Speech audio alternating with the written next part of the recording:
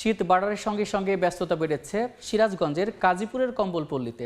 সেখানকার বেচাকেনার খবর জানাতে সরাসরি যুক্ত হচ্ছেন সহকর্মী রিঙ্কু কুন্ডু। যাচ্ছি তার কাছে। রিঙ্কু,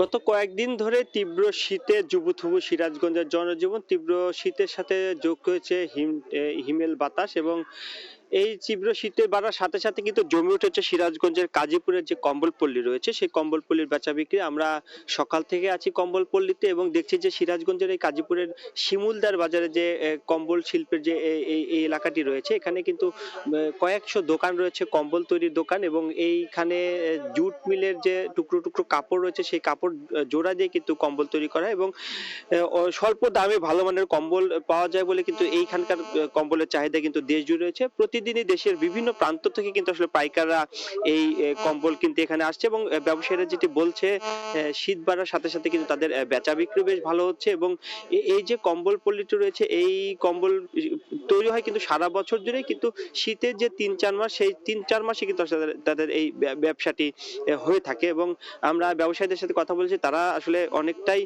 বেচা বিক্রি ভালো তারা বলছে। তবে যে তাদের যে এই স্থানীয় বাজারে যে লেনদেনের জন্য আর্থিক সুবিধা, নিরাপদ লেনদেনের জন্য কিন্তু আসলে স্থানীয় বাজারে কিন্তু আসলে একটি ব্যাংক নেই, সেই ব্যাংকের দাবিটি কিন্তু তারা করেছেন।